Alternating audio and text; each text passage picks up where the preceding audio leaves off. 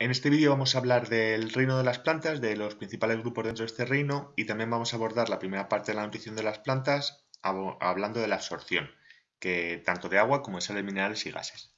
Bien, en el reino de las plantas incluimos un montón de seres vivos fundamentales para la vida porque son capaces de producir mucha materia, reciclan el oxígeno, incluye musgos, helechos, árboles, herbáceas. Se caracterizan porque son siempre pluricelulares y las células que forman los organismos son eucariotas de tipo vegetal. Las eucariotas de tipo vegetal se caracterizan principalmente por tener cloroplastos y porque en su pared celular está formada por celulosa, en lugar de quitina como en el caso de los hongos.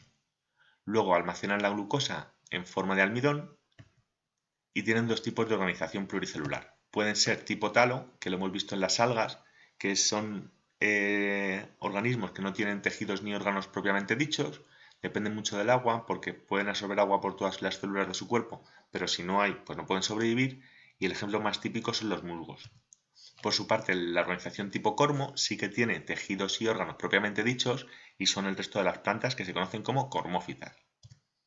Además, pueden hacer la fotosíntesis, eso les permite obtener materia a través de la energía solar, del agua, del dióxido de carbono y de las sales minerales, y esa materia luego la van a aprovechar para crecer, regenerarse y producir energía mediante la respiración celular.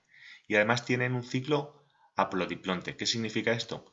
Que la mayor parte de su vida, en función del grupo de plantas, varía, pero bueno, la mayor parte de su vida forman el esporofito diploide, pero la meiosis, ¿vale? El proceso haploide que forma células haploides no se produce directamente los gametos, sino que hay un proceso posterior de maduración de ese gameto que les lleva a realizar mitosis posteriores. En algunos ejemplos, como en las angiospermas, como las plantas con flores y frutos que hemos visto aquí, es solo al final. En otros grupos veremos más adelante que es un proceso más equilibrado en el que hay más fase de gametofito de la que tenemos en las plantas superiores. El caso es que tiene una fase del desarrollo biológico diploide y una fase haploide. La clasificación de las plantas, como tenéis aquí, se basa en varios criterios. El primero, hemos dicho, la presencia o no de tejidos. Las briófitas o talófitas, como hemos visto, no tienen tejidos propiamente dichos. Entonces constituyen un grupo que son los musgos y las hepáticas. Luego la producción o no de semillas. Los helechos no producen semillas, son las pteridofitas, mientras que las plantas que forman semillas se las conoce como espermatofitas. Luego los frutos, si producen frutos, se llaman angiospermas y ese fruto protege la semilla, mientras que las plantas que no producen frutos son las angiospermas. Y por último, el número de cotiledones. Los cotiledones son las hojas primordiales que generan una semilla cuando germina, son una o dos primeras hojitas que salen. Si sale solo una hojita es una monocotiledonia, como el maíz, o si salen dos hojitas es una dicotiledonia, como la mayor parte de los frutales. Bien, vamos a ir viendo las diferentes divisiones. En el reino de las plantas no se habla de filos, se habla de divisiones, que está más o menos al mismo nivel. Las briófitas, como hemos visto, se caracterizan porque no tienen auténticos tejidos ni órganos y además tampoco tienen vasos conductores. Así que necesitan que el ambiente sea húmedo porque absorben el agua a través de todas las células de su cuerpo.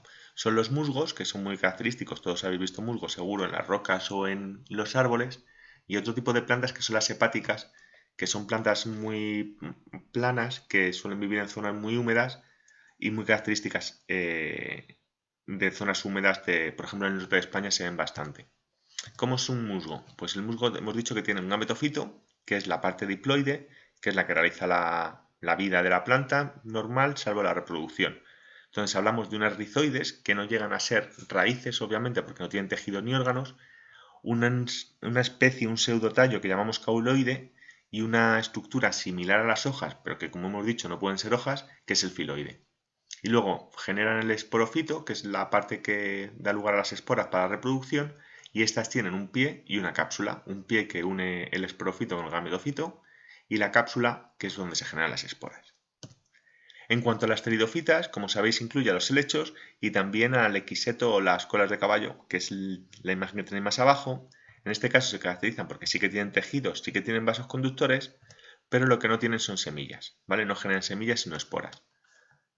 Hemos dicho que son los helechos y los equisetos, y la estructura de un helecho principalmente Están formadas por un fronde, que es lo más grande y la parte aérea, que suele ser visible. Dentro del fronde, en el envés, suele haber una estructura redondas, que son los soros, suelen ser anaranjados, rojizos, que es donde se generan las esporas. Tienen un tallo que se une a un rizoma, que es un tallo subterráneo del que surgen las raíces. Lo importante es que nunca digáis que una hoja de lecho, sino un fronde. Luego, dentro de las espermatofitas, que decíamos que son las plantas que generan semillas, tenemos las gimnospermas. Las gimnospermas incluyen las coníferas, muy conocidos, abetos, pinos, secuoyas, cipreses, pero también algunos tipos y que generan las taigas, perdonad. Luego también algunos tipos de palmeras, como las cicadas. Y aquí tenéis el ginkgo, que tiene esta hoja tan particular, que es un árbol muy antiguo que sobrevive gracias a la acción humana, que lo usaban en la jardinería en Japón y ha sobrevivido bastantes más miles de años de lo que le correspondía.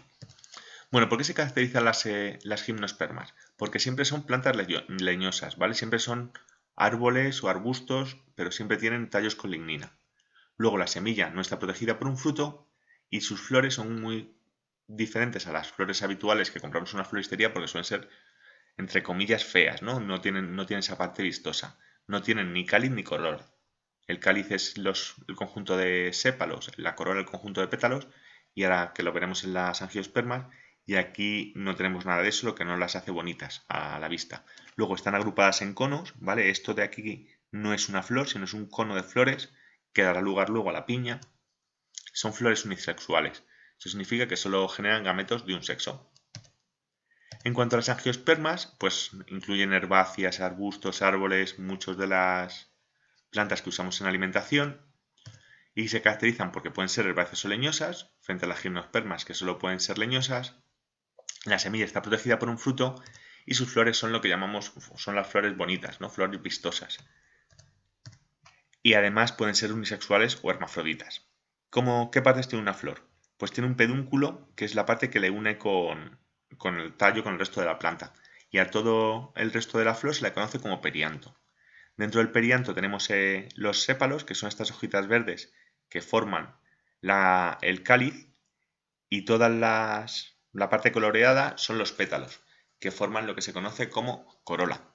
Y luego los dos órganos reproductores, el carpelo pistilo, que tiene tres partes, el estigma, que es la parte de entrada, el estilo, que es el tubito que conecta el estigma con el ovario, y el ovario donde se producen los óvulos, y luego el estambre, que es el órgano reproductor masculino, tiene un filamento que le une con el resto de la flor y una antera que es donde se producen los granos de polen. Hemos visto que las angiospermas se clasifican en dos tipos. Esos tipos dependen del cotiledón, que os comentaba antes, que son las hojitas que se forman tras la germinación de la semilla. Entonces, en esta germinación vemos que sale la estructura inicial de la planta y al abrirse tenemos dos hojitas. Como tenemos dos hojitas sería una dicotiledonia, mientras que si saliera solo una hojita sería una monocotiledonia. La estructura de las semillas en detalle la veremos más adelante, pero veis, aunque cuando se ven están blancas totalmente y no se puede apreciar, una vez que empiezan a germinar se ve la parte donde están los cotiledones, esta parte amarilla que es la zona de reserva que es el endospermo, zonas que van a dar lugar a la radícula inicial. Bueno, que la semilla refleja la primera fase embrionaria de lo que va a ser la planta cuando germine. Bien, pasamos a la nutrición de las plantas. La nutrición de las plantas es diferente a la de los animales porque son autótrofos. Entonces, ¿qué requieren? Requieren una fase de absorción, que es la que vamos a ver en este vídeo, en la que incorporamos agua, sales y gases. Luego el transporte, es decir, esa savia bruta que sabemos que es el agua y las sales absorbidas, es transportada por los vasos conductores. También los vasos conductores, en el caso del floema, transportan la savia elaborada con nutrientes a toda la parte de la planta, así que el transporte es fundamental. Tenemos el proceso que va a dar lugar a la materia que genera la planta, que es la fotosíntesis, en las estructuras verdes con clorofila. Y luego tenemos la excreción, que es la eliminación de las sustancias de desecho. ¿Cómo es la absorción de agua? Pues si esto os sonará de la parte de los tejidos, esto es una raíz, y esta parte externa la conocemos como epidermis, y en esta epidermis tenemos unos pelos absorbentes, ¿vale? Que son estructuras dentro de las raíces y a nivel microscópico tienen evaginaciones, ¿vale? Hacia afuera, como veis aquí. Esto aumenta la superficie de absorción similar a las microvellosidades que tenemos en el intestino delgado los seres humanos. ¿Y cómo lo hacen? Pues lo hacen por osmosis. Osmosis, acordaros que es el proceso físico, pasa sí o sí, en el que si tengo dos disoluciones conectadas por una membrana semipermeable, el agua va a pasar de donde está más diluido a donde está más concentrada. Es decir, va a intentar igualar las concentraciones y para eso se va a mover de un sitio a otro. Entonces, como en las células tenemos más concentración de sales que en el suelo, el agua pasa del suelo al interior de la célula sin coste de energía. Y este proceso dificulta que las plantas tengan muchos problemas para sobrevivir en suelos salinos, ¿vale? Porque si la concentración de sales fuera es mayor que dentro, no se produce la osmosis y no pueden absorber el agua. La absorción de sales. Pasa lo mismo, se hacen los pelos absorbentes dentro de las raíces, pero el proceso es distinto. En este caso, tenemos más concentración de sales dentro de la célula que fuera de la célula. Entonces tenemos que usar lo que conocemos como transporte activo. Se llama transporte activo porque conlleva un gasto de energía. Y obligamos a las sales que están menos concentradas fuera que dentro a que pasen dentro de la célula. Para esto requerimos además esta estructura aquí, que aquí pone bomba, pero vamos, que es una proteína transportadora. ¿Y cómo se mueven tanto el agua como las sales dentro de la planta? Porque tienen que llegar desde los pelos absorbentes hasta el xilema, donde van a formar la savia bruta. Entonces tenemos dos procesos. Puede ser la vía apoplástica o vía B, que es la que tenemos en el dibujito como roja, ¿vale? Las sustancias viajan, pero en vez de viajar dentro de las células, viajan por el exterior, por la sustancia intercelular, hasta que llegan a la endodermis. Acordaos que la endodermis era la parte impermeable y aquí la banda de Caspari, que es un conjunto de células, esta parte moradita de aquí, regula la cantidad de sales y de agua que pasa en función de las necesidades de la planta. Por su parte, tenemos la vía simplástica, que es más sencilla. Recorre las células por el interior, ¿vale? Va pasando de citoplasma a citoplasma a través de los plasmodesmos. Los plasmodesmos son conexiones, conductos, que atraviesan la pared celular y la membrana plasmática de dos células contiguas. Entonces, en la vía simplástica, las sustancias, el agua y las sales minerales van atravesando células a través de estos plasmodesmos. Así que para el movimiento interno del agua y las sales tenemos dos opciones. Por fuera, apoplástica, hasta que llega a la banda de Caspari, que es donde se regula qué entra y qué no, y ya tiene que pasar por el interior celular. Y la simplástica, que es siempre a través de las células, aprovechando los plasmodesmos.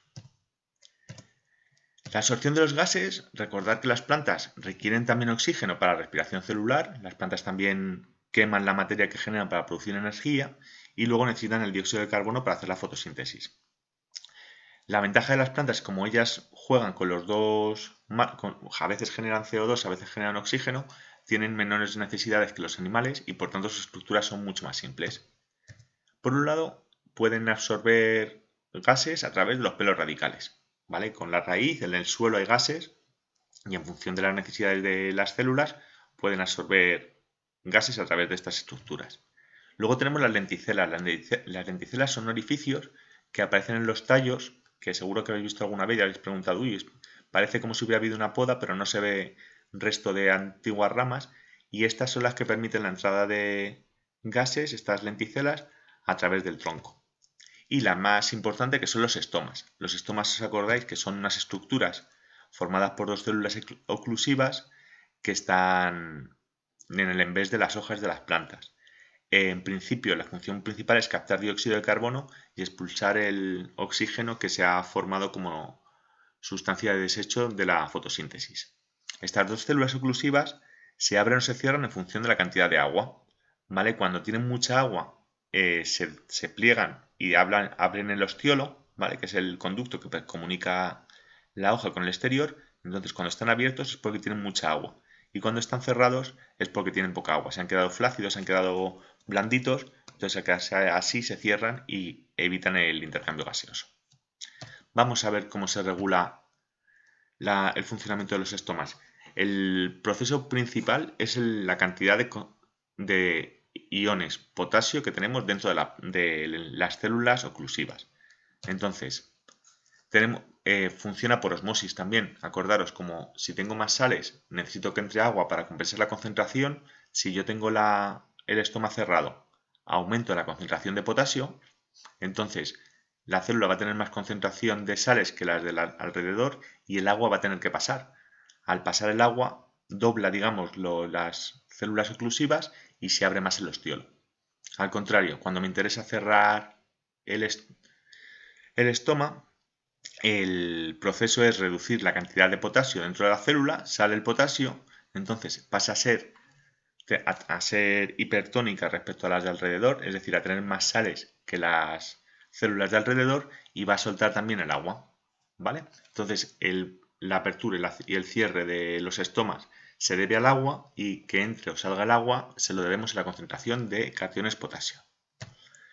Esta herramienta de los cationes potasio la controla también la luz, ¿vale? Cuando es de día y necesitamos expulsar las plantas necesitan expulsar el oxígeno producido como sustancia de desecho, la fotosíntesis, se abren más los estomas, mientras que por la noche disminuye, ya que no hay fotosíntesis y evitamos la pérdida de agua, las plantas evitan la pérdida de agua cerrando los estomas.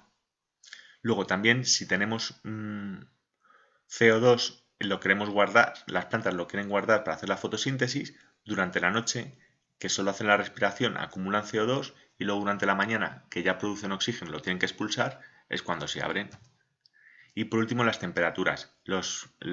Cuando aumentan mucho las temperaturas, las plantas cierran los estomas para evitar la pérdida de agua, porque también por el ostiolo sale agua en forma gaseosa.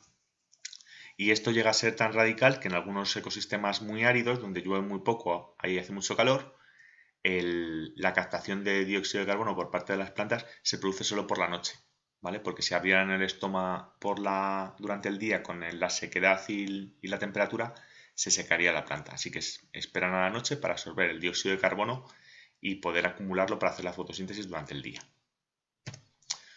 Pues hasta aquí el vídeo. Un saludo.